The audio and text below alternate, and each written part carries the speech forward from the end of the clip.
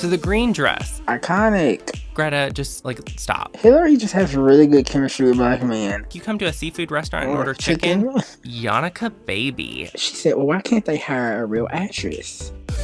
Hey Team Duff, it's Whitt. Thanks so much for listening to Duff Enough, the ultimate Hilary Duff fan podcast. This show is a celebration of the life and career of actress, singer, mother, and all-around icon, Hilary Duff. And welcoming back to the show from Hilary News, it is Avery Harris. Hey Avery, welcome back to Duff Enough. Thank you so much. I'm so excited to be back. And I really wanted to have a hardcore fan for this episode because I know for the hardcore fans, this is an important topic. It is According to Greta. Yes. We love this movie. Sit back, relax, and enjoy our silver screen queen. It's time for Block Duffster. Just to talk about where this falls in the Hilary timeline of things. So Hilary had done all of these blockbuster films there for a minute in the early 2000s. And then she went through this phase where she decided to do independent movies, which it was a really cool phase. I love a good indie flick.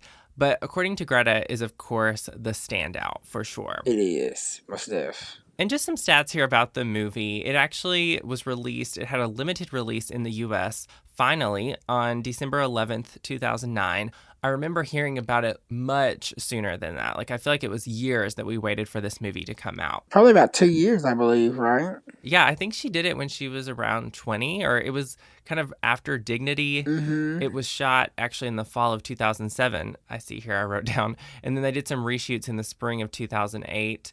It was quite a wait, and I remember being really excited when I first heard about the movie. It seemed a little edgier for her, and it just definitely piqued my interest for sure. Also, I'm sure you remember it was originally just called Greta, right? And then became According to Greta. It was released in the UK as Surviving Summer. Another fun fact here, it's actually now her highest rated film on Rotten Tomatoes at 60% fresh. Oh my God, her scores are horrible. I know, bless. But I'm happy that this is the number, at least this is the highest now, because I hope more people will check it out. And by the way, we will be doing a Remember When segment later to kind of touch on some of her other indie movies, but this is the one that I wanted to dive deep into here. So checking out the cast, we have Hilary as Greta, we have Ellen Burstyn as Catherine O'Donnell. Ellen Burstyn, iconic film actress, Academy Award winner, known for The Exorcist. Yes. Michael Murphy as Joseph O'Donnell. Melissa Leo as Karen O'Donnell, who is Greta's mom, also an Academy Award winner. She hadn't won her Oscar before this movie came out. And I remember so she won for The Fighter, I think it was 2011 maybe? That's right. And I remember when she started getting Oscar buzz for that, I was like, oh my goodness, this woman played Hilary Duff's mom, right. in According to Greta. She's also an Emmy winner. And then Evan Ross as Julie Robinson, Diana Ross's son, and now married to Ashley Simpson. But yeah, so before we jump into the storyline and everything, I mean, what do you remember the first time you saw this movie? I remember that I bought the DVD at Target, took it home, watched it in my bedroom, and I loved it. Well, if you remember correctly, this movie leaked on the internet around actually Thanksgiving time, if I'm not mistaken. So I watched it, and I was just blown away by Hilary's performance. As a hardcore fan, it's things we notice that really sometimes help or hurt her film performances. And this one, I think she was just firing on all cylinders in the right direction, and it really helped her performance. There's certain things she does with her walk that help, certain things she does with her voice that help. This is really an incredible movie. The cast around her props her up and elevates her, and I think everybody does a really good job. Yeah, absolutely. It's one of her best performances, hands down. It was a departure from Disney, but it was just enough to where it was okay, look at Hilary Duff becoming an adult. I love it. Yeah, doing something new and actually, showing a new side of her. Because no matter what, Hilary is, to me, an actress first. Because that's what we know her for. Right. And I love it when she excels at acting. Oh my God, I cannot talk about this movie enough. And we'll jump into the movie here now. And just the overall plot is about a young girl, a 17-year-old girl who she's intending on killing herself before she turns 18. And we kind of see that she's very dramatic, and she has this summer where she spends it with her grandparents and kind of has a change of heart there. So that's kind of how this is going to go down. But at the beginning of the film, we actually see Greta on a bus, and we hear narration from Hilary. We also see this animation that is used throughout the film for the opening credits, and we see this notebook, and that kind of relates to a notebook that Greta keeps that we'll talk about. But we learn that Greta's mom has sent her to New Jersey. She's going to a place called Ocean Grove to stay with her grandparents, and right away we also find out that she has suicidal thoughts, but she's very sarcastic. And, you know, this is some deep stuff for sure. Mm-hmm. She says in her narration, if she wasn't around, it would solve everyone's problems. Her mom is like a serial wife, like she's on husband, technically number 3, but Greta's like husband number 9. And I made a note that Hilary, in the credits, we see that Hilary is an executive producer on this film. So props to her. And then we meet Gramps and Grams when she gets off the bus. And one of the first things that I noticed, like once we see Hilary, like the outfit choices here are very different for her. She's brunette in this movie, which was a nice change there. And this was kind of, like I was saying, post-Dignity. But when her grandparents pick her up and like take her back to their house, we see this moment where they're in the car and they have this conversation, and she's telling her grandparents about how she does have this plan. She's going to kill herself before she turns 18. And we see her notebook, and it's got a list of ways to die. And then she also has a bucket list too. And she says on the bucket list she's going to eat a bug, get in a fist fight with a grown man, get a tattoo. Notice that it says lose her virginity on there, which will come into play later. But, I mean, what are your thoughts on Greta as a character? Because I feel like she's kind of a good girl who wants to be bad. Like, obviously, she's coming from a place of privilege to an extent, and she's just kind of this rebellious teen, in my opinion. And she has some, you know, heavy stuff in her past that we'll learn about. I just assumed that her problems stem mostly from her parents, because she never, to me, probably felt loved. So that's where all her issues come from. That's the one thing I really took away from the character. Like, she's crying out for attention, and nobody's really paying attention to her until she gets sent off to her grandparents and they actually show her love. So I feel like that's where all her problems stem from. I agree. I mean, the grandfather even says later in the movie, like, this girl needs to be loved. We also find out that the mom had some drug problems in her past, too. So definitely not a great home life for Greta. She doesn't love the stepdad, the current stepdad. But, you know, her grandparents really aren't sure what to think of her in this moment. And her grandmother's kind of like, Greta, just, like, stop. Right. So we got to talk about the neighbor that Greta meets when she first gets to her grandparents' house. Oh my gosh. And her name is Miss Wacheski. And this woman, her blue hair, I think the dog even had like a tint of blue in its fur, but this woman was cracking me up. Oh my gosh. Yes. I just loved like Hilary's comedy here, and the neighbor is hard of hearing, and Greta like goes over to her and she whispers, and the woman's like, what are you saying? And I think she even turns up her hearing aid a little bit, and then Greta yells at her. But even though this is more of a serious film, like, I love the comedic moments like that it has. Because there are tons of them. A lot of which is on Hilary. I mean, the way that she delivers these lines, Right. the sarcasm in her voice, her whole attitude is something we've never seen from her. So now Grams kind of lays down the law for Greta here. And she's like, Greta, if you want money, you've got to get a job. There's a 10 p.m. curfew. Don't go outside city limits. And then Greta just backfires and is like, here's how this is going to work. I go where I want, when I want, with who I want. That's how it works with Karen, her mom, and that's how it's going to work here. And I was just like, Greta, no ma'am. Like, oh my gosh. So never have I spoken to a grandparent that way. Oh my goodness. We don't do that here in Tennessee.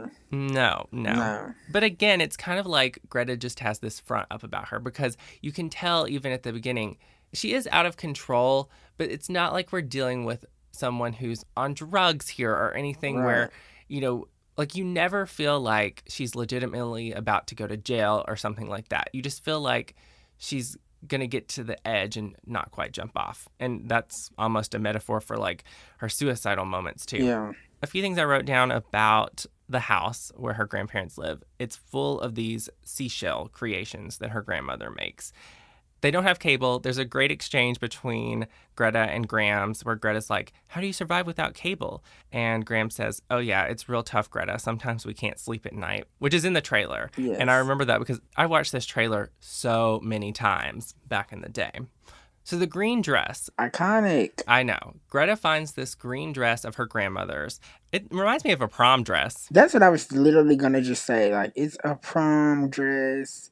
But, like, somehow Hilary makes it work, and she works it to death. I love it. I love it. But when Grams encourages Greta to get out, she leaves the house in this green dress, and she goes to a boardwalk, and she walks into the ocean, and we know she's been contemplating suicide, and so here she goes under the water. Is she going to kill herself? Which she doesn't in this moment, but she walked into that ocean in that dress, which later the grandmother kind of like gets onto her for doing that. But Right. anyway, so the next thing we see Greta do, she goes to get a waitressing job. And I love her attitude with the boss, I guess. But he's like, no, I'm not going to hire you. And she's like, no, you are. And I'll see you tomorrow. And we also meet Julie in that moment because Julie tells the boss, you should just hire her. Can I just point out some of her strongest scenes are as a waitress. Third time Hilary's, well, really fourth time Hilary's done the waitressing thing in her film and TV roles. But some of her strongest scenes are in the restaurant, I think, like with the customers that she's waiting on. You really see who Greta is as a character when she's interacting with the customers at the restaurant. It does remind me a little bit of Sam Montgomery because Sam gets a little sassy with Miss Queen Bee, Mean Girl, and here Greta is just completely, attitude. And she's being mean, but the customers think it's funny. Yeah. We'll come back to the waitressing thing in just a second. I want to talk about this phone call that Greta has with her mom at the house. And it's a very robotic voice. And this is the only part in the movie where I was like, oh, ooh, this is cringe. Because I don't think that was Melissa Leo doing that recording for the voiceover. And if it was, I don't know what they did to her voice to make it sound that way. But it was weird. I'm pretty sure the voice on the call wasn't probably Melissa Leo's, but if it was, ooh. Because I do know what you're referring to. But Hilary, I thought, kind of just took that scene to new levels and made it work. Yeah, I agree. I wrote down that it gets very dramatic for Hilary, and I do wish that the voice that they had on the phone had been a little better because it just didn't match up to what Hilary was doing. And it kind of let the scene down. The scene could have been such a high point, but for some reason it didn't reach the point to where it should have because of that aspect. Yeah. Now back to the waitressing. So at the restaurant, she's got her hair up. She's got a smoky eye look. She wears this Jaws t-shirt, and she is so sassy. And the first time we see her interact with customers, she mixes up their drinks, and she's just like, you expect me to remember who ordered what? She says, are you ready to order? They say no. And then she's like, if I leave this table, I'm not coming back for another 20 minutes. Yes. And that's when the one wife or girlfriend speaks up and is like, I'm ready. And she says, I know who wears the pants in this relationship or something. The woman orders chicken at first. And this got me because I don't particularly like seafood. I would order chicken at the seafood place. I'm the same way. I'm not a seafood person. Not to talk all about fish, but it's just like, one bite. Too many bites, I'm like, no, I can't do this. Yeah, because then it's that smell. Yeah. Mm-hmm. Well, let's not get on that tangent. I know. But she's like, you come to a seafood restaurant and order chicken? Yeah. The woman winds up ordering something different that Greta kind of talks her into. Then we get a proper introduction to Julie. Greta is leaving work, Julie's out back, and he introduces himself. And yeah, let's just talk about Evan Ross here. I love him in this movie. And I also think that, it's definitely important to note that this was the first, other than I think one episode of Lizzie McGuire where she was kind of put into an interracial relationship, this is the first time we see that for her. We get it in younger, but yeah, I love the Julie-Greta relationship in this movie. Hilary just has really good chemistry with black men. Her and Evan really sell these characters, and I totally bought that they were this couple. They really worked well together. I love that their relationship as Greta and Julie. Absolutely. And nothing really happens in this moment. It really is just kind of he introduces himself, and we find out that he's like a cook at the restaurant. Right. When Greta leaves work, she walks through Asbury Park, which is where her grandmother told her not to go. It looks like this sketchy place that really she shouldn't be, and she gets catcalled and she gets a little scared, and she sees two men in a fist fight, and that makes her mark that off of her list because that was something on her bucket list, was to get in a fight with a grown man. I feel like that scene was a little over the top, but, they played it up a little bit to make it seem really scary. Cops end up bringing Greta home, and she makes her grandmother think that she did something bad, but the police just tell her, she was in Asbury Park and she got a little scared. And I think that was really important for us to see because it's like, here she is acting like this tough girl, but really, she's not. Greta was not about that life. No. Next thing I wrote down here, Greta orders cable, says she's going to pay for it. Grams does not want the cable, but it stays. And there's a funny scene later where Grams is like, don't change the channel. Yes. We found a show I actually like to watch. Greta also has to apologize to her neighbor, Miss Wojcicki. But Greta goes over there, and I love the moment where she storms out of the house, and it's just these quick cut shots of her feet and her walking and her turn and her face, and it's great. Love that moment. But she goes over and she tries to scare this woman, and she basically says something like, what time do you go to bed and you leave your windows open? And it's very comical. Again, the comedy here is great. She's obviously wanting to kind of intimidate and scare Miss Wojcicki. We start to see Julie and Greta's relationship unfold here in a bit. And after work, Greta rides with Julie on his bike and sits on the handlebars. This is just such a charming moment. I love that scene. Yeah. And when she gets on the bike, he says, you promised to be sweet, right? Because really, she has not been a sweet girl up until this moment, even to him. Yeah. And then she is, and I love it. Julie and Greta go to this warehouse and have a bit of a heart-to-heart conversation. And do you remember about his tattoo? Yes, I think this is honestly probably one of the better scenes in this movie, this scene that you're referring to. We get to the root of why Greta is the way she is and why Julie is the way he is. Yeah, he tells her that he learned to cook in prison. He tells her his tattoo is for a friend of his who died. Mm-hmm. And later we find out that it was his juvie cellmate. The friend had, hanged himself. So he got into juvie because he went joyriding and apparently stole a car. But of course that is super attractive to Greta. And it's more than that though. And I wrote down a quote because we get some narration after their little date night where Greta says, I like him. And I just thought that was so I love it. Shortly after, Greta tells her grandparents that she's going to hang with Julie. And Grams says, invite Julie to lunch.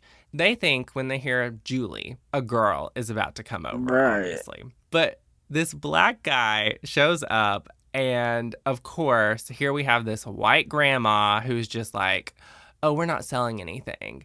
It's so realistic, but yes. ugh. Ellen is obviously a legendary actress. She's won every award known to man. She's done so many iconic roles. So just to number one, have her and Hilary in the same film, and Hilary had to hold her own as to one of the greatest American actresses of all time. And the way she does this role is so damn good. I mean, it's Ellen Burstyn. She's legendary, obviously. But there's just certain moments in this film that you're that's masterful acting. And I thought that scene was just amazing. It's this scene where Grams has this reaction, of course, which is very stereotypical old white woman. When she finds out this is Julie, it's oh, of course it's Julie. And they have lunch together.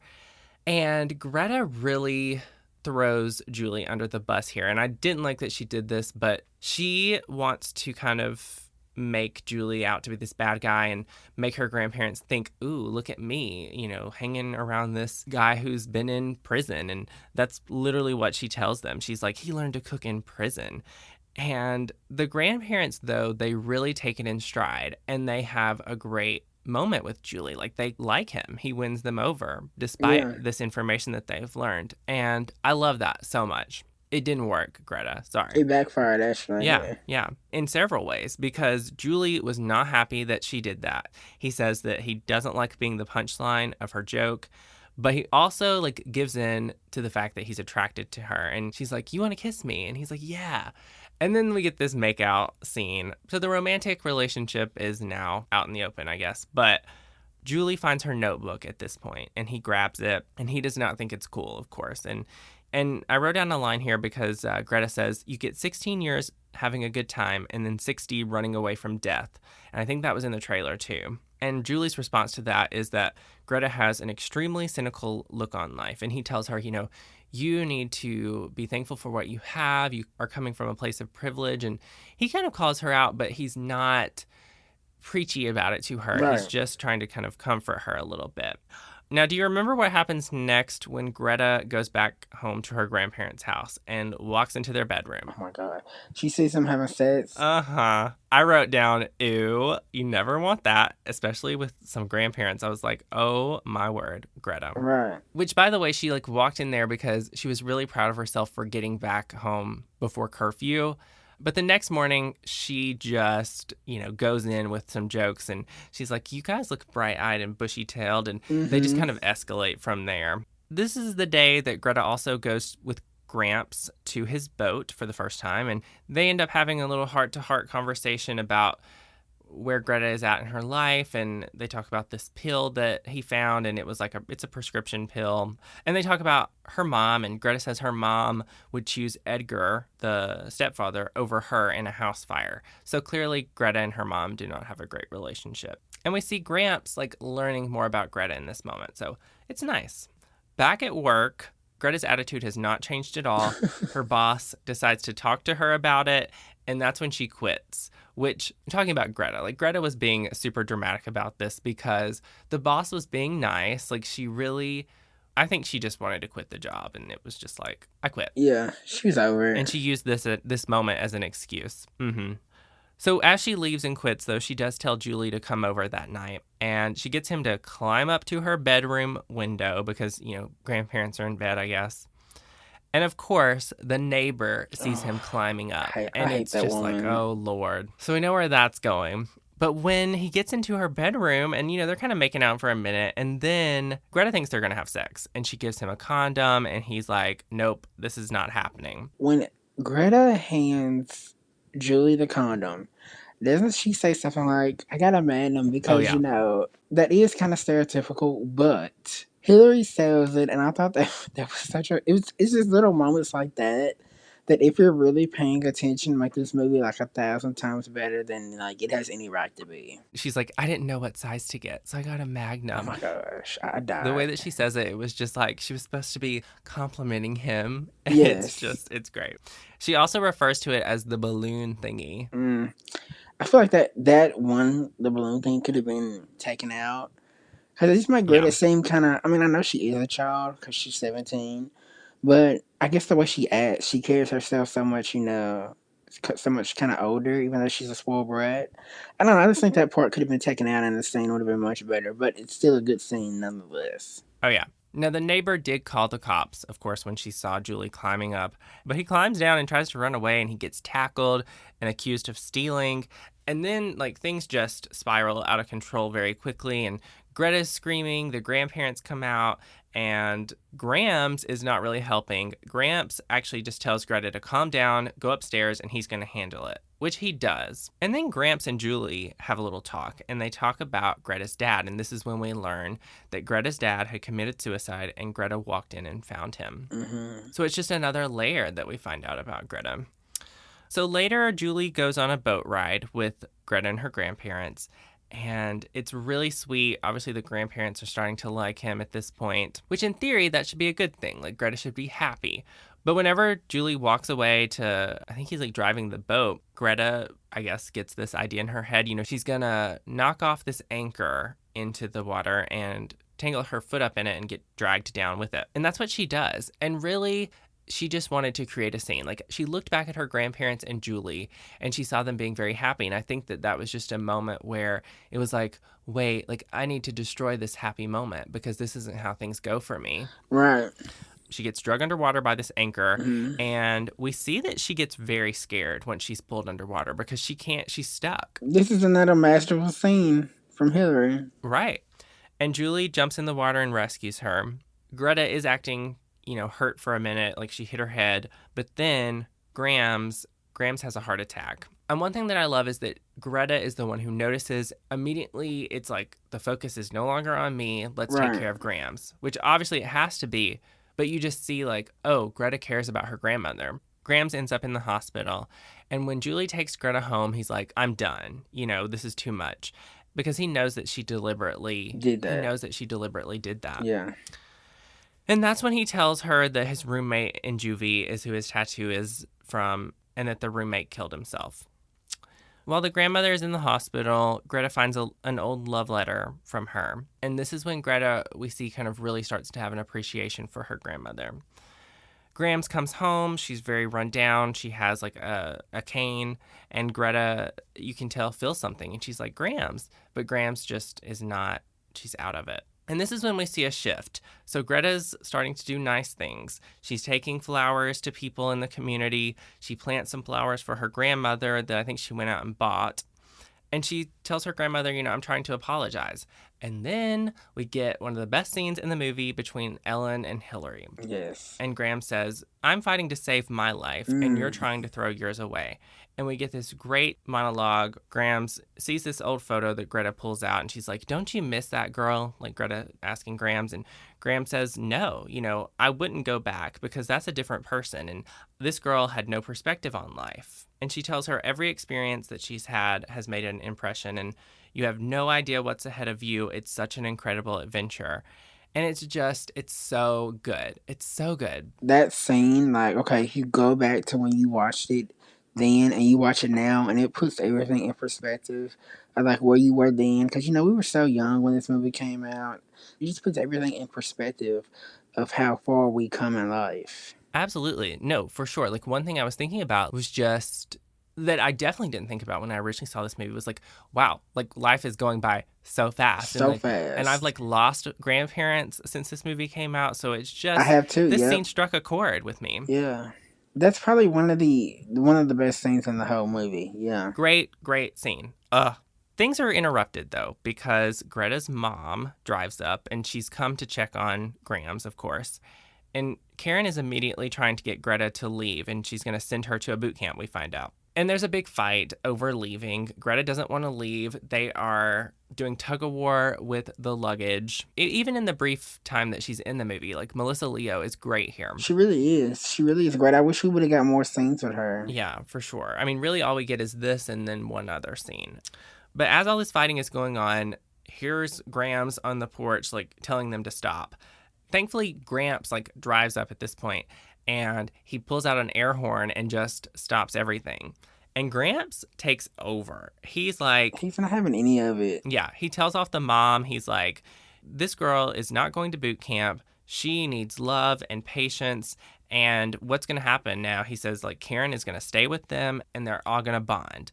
And we see them bonding, and we see Greta is not the girl that she was at the beginning of this movie anymore. And at the very end, Greta goes back to the boardwalk and to the beach, and she walks into the water. We see her drop her notebook into the water. You know that she's going to be fine, but it's kind of like, maybe this is it. Maybe this is when she's going to commit suicide. It's very open-ended. But she does walk back out, and we see her put on some sunglasses, and it's like, okay, well, she's all right, and she's heading back into this new life in a way. And one of the final narration lines is, it's not so bad here. And that's the end of According to Greta. Yes. I love this movie. I do too. And I've really only watched it a handful of times, but the impact is definitely there, because rewatching it for this, I was like, oh my gosh, I remember this movie so well. Yeah. I highly recommend it. Like, I remember when it actually, I think it came on the CW at one point when I was in high school. Yeah. I remember being so excited about it coming on, and I put on Facebook, like, everyone go watch According to Greta. And then people like came up to me at school and said, oh, we loved this movie. And I was so happy. Yeah, do you remember, so they showed on the CW during on holiday week where they were showing movies like every night on the CW. This actually was the highest rated movie that week for the CW. And all the tweets, and I'm not joking, were positive. And they were like, we didn't know Hilary Duff could act like this. This is a really big departure from what she's used to.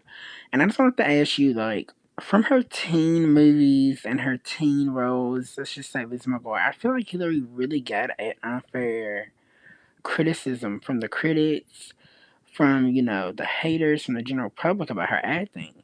And I really have never thought, obviously Hillary is not Meryl Streep. That's not what I'm saying. Right. But people really painted Hillary with a brush that she wasn't a good actress when she was younger. Now, I feel like the tide has turned in the last couple of years, maybe like 4 or 5 years, probably thanks to Younger and some other projects that she's done, probably some of the independent movies that she did. So I just want to ask you, what do you think about her acting? Because I just don't see how people really consider her a bad actress because I think she's actually really good and really actually underrated as an actress. I would agree with that. And as far as like what I think about her acting, I think that that was her first love, and I can tell that she's super passionate about that. And seeing her now on Younger, I'm so proud of her, and I feel like it's a chance for people to actually see like look what this girl can do. And Hmm. sometimes like even watching Younger, because it's giving her material that we've never seen her do, sometimes I'm like, oh no, like is Hillary going to be able to handle this scene that they're giving her right now? And then she does. I mean, just thinking back, like sure, there are some movies where I've seen her in, like, let's say Material Girls, where I'm like, ooh, girl. But Yeah. obviously, as a kid, like, I didn't think so much about is she a good actress or not. Like, of course, I thought she was a good actress. I just, had this glossy idea of her that she could do no wrong. But looking back on it now, criticism wise, it's like, I think she was great in these movies for what the movies were supposed to be and for what she was supposed to be doing. Exactly. That's my Yeah. thing. I think Hillary had this shift in her career where she wanted to focus on these indie movies. And that's kind of what we're talking about in this episode. Why did she do that? And I think she wanted to be taken seriously. And I think like right after Lizzie, like she just wasn't in that mindset yet. Right, right. And also I feel like a lot of the criticism comes from the fact that really, and I hate to say this, but it's the truth. All her characters kind of like operated within the same world. Like they were very good girls. All of these characters like are easily interchangeable. Kind of like how George Clooney is as an actor, even though he's George Clooney.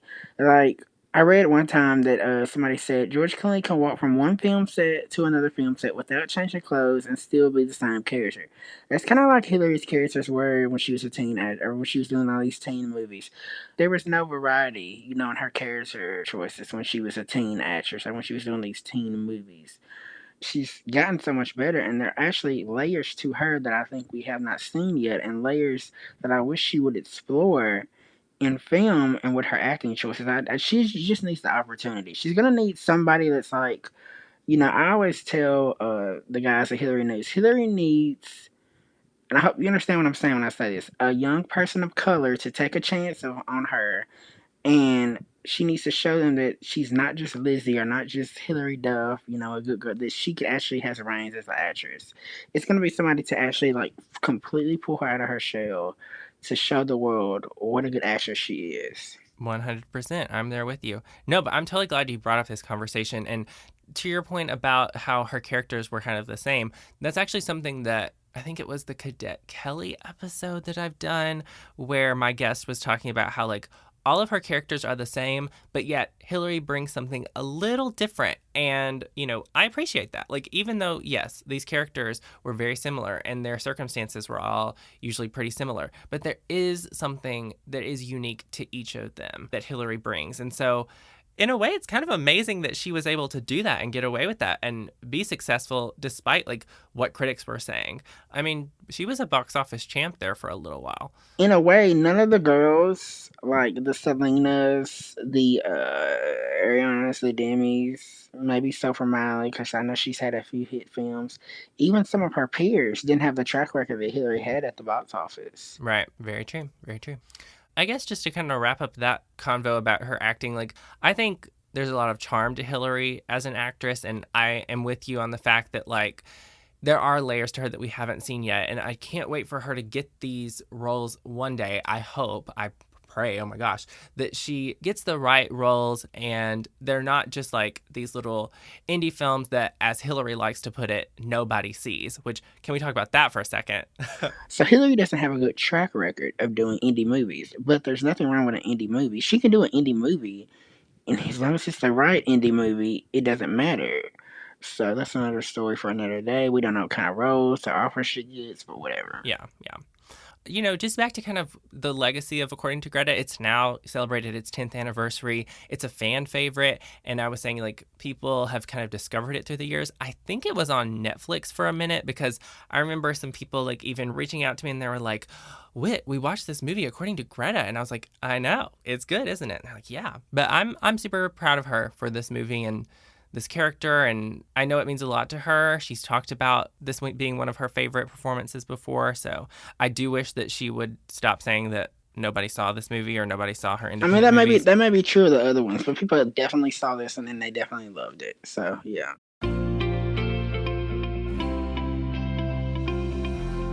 We will move on now to a Remember When segment. Today we're going to talk about her other indie movies. Definitely want to hit them up here. The first one, and this was kind of one that, oh man, I did see this one, but War Inc. It premiered May 23rd, 2008. Mm-hmm. Hilary played Yannicka Baby, and this was like a political action comedy film, and an assassin is hired to pose as a wedding organizer, I think, for this Middle Eastern pop star. But really, he's there to kill this Middle Eastern politician. And Hilary is the pop star.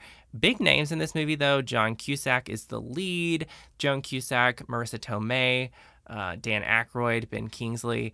But I did watch this movie back in the day. I was very curious. Oh my gosh, it's so weird, and like Hilary has these weird songs in it, and I'm proud of her. I know she was super proud of this movie when it came out. It was her first R-rated movie. I don't know. What do you think of the movie? This movie is absolutely batshit crazy, excuse my language, and I love it. I went back and read the critical reviews for this movie, and actually most of the reviews were positive for Hilary. Few reviews said, Hilary Duff proves that she's capable of handling serious roles, even though I didn't like the movie. I mean, I actually like this movie. It is what it is. It's very over the top. It's very weird. It's very, messy. But I love it. I hate it didn't get more attention because Hilary's performance is actually really good.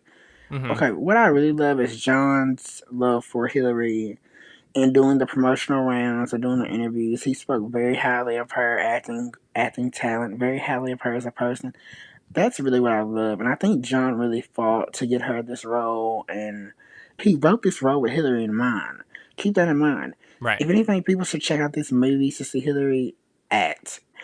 The movie is crazy and weird, but I love it because it works for the movie. Not the best movie, but it is what it is for the movie. And she puts a scorpion down her pants, which she said was a live scorpion. I think it was. Might have been. I don't know.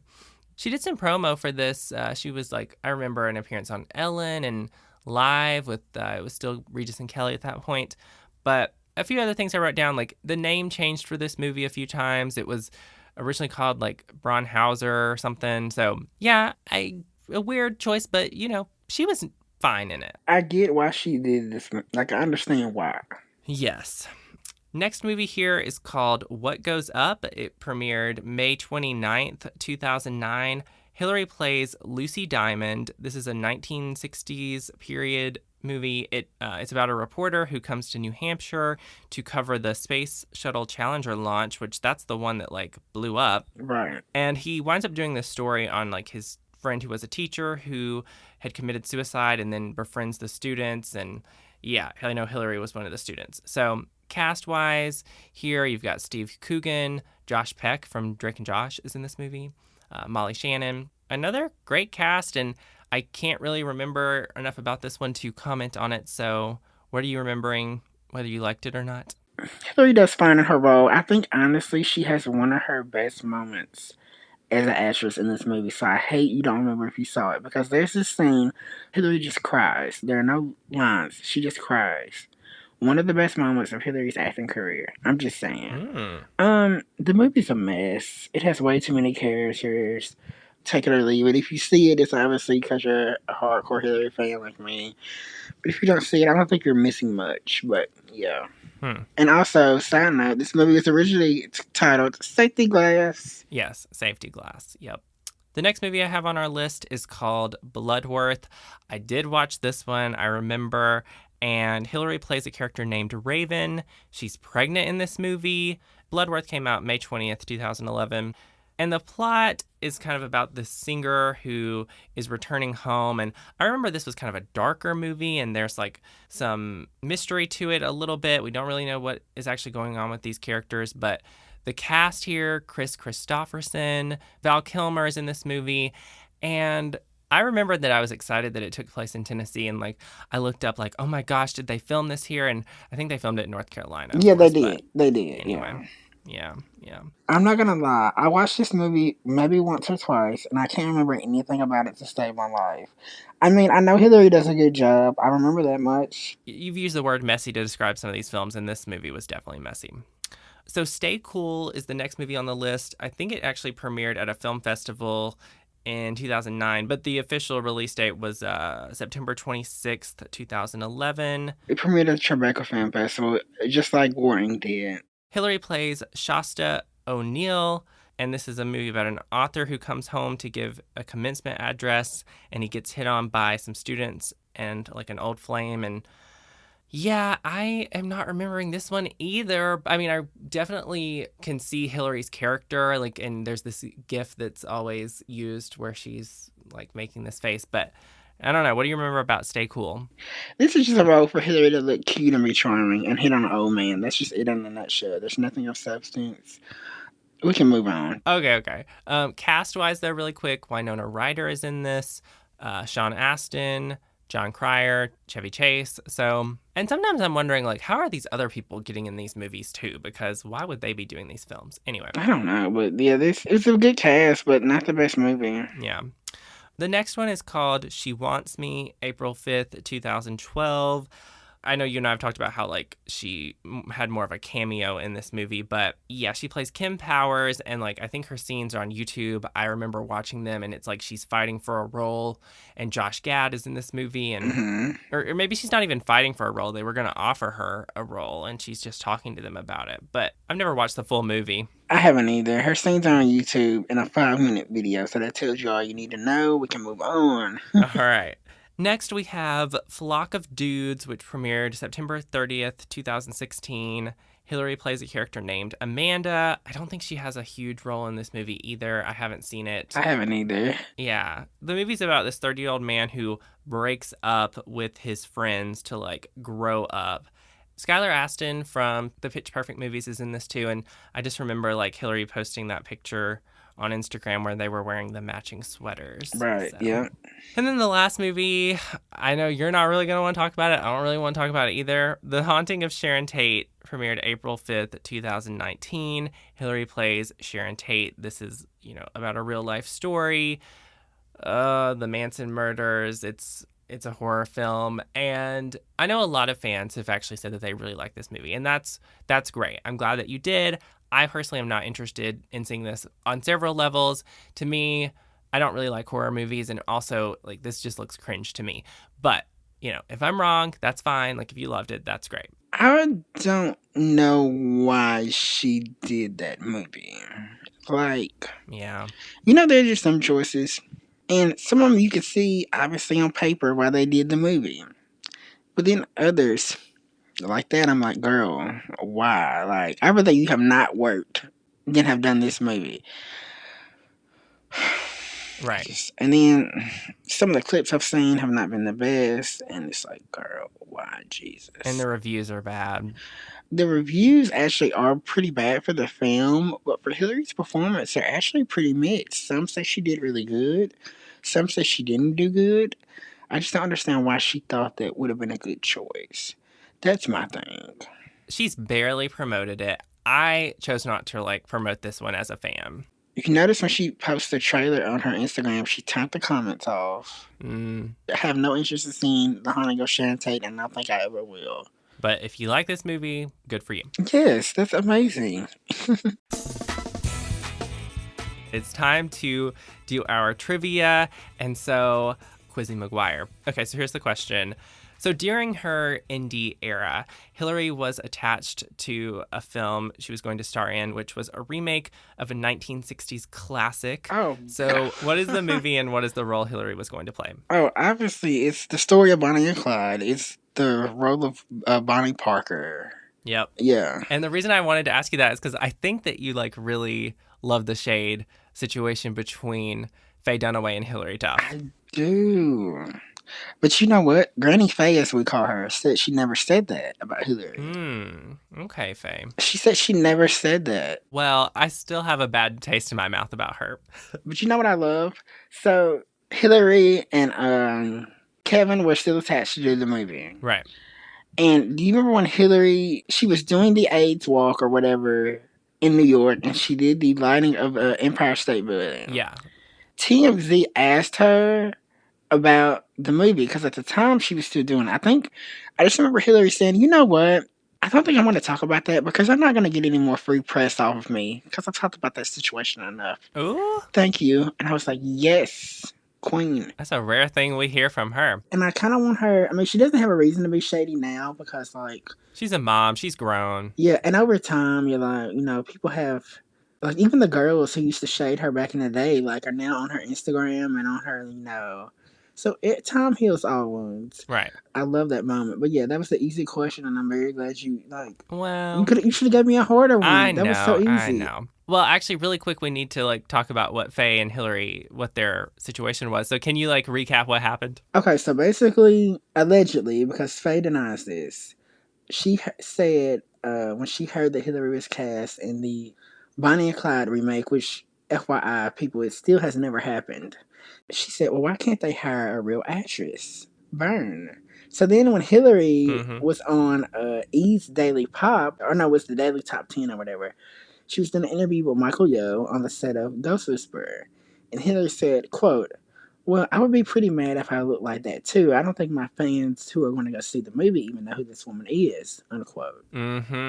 She said it. It made tons of headlines. It blew up way out of proportion. There where Hilary was asked about it when she went on the Bonnie Hunt show. She was asked about it on the George Lopez show. Rachel Ray. Oh, yeah. It turned into this huge thing that I don't think Hilary thought about when she said that comment. Yeah.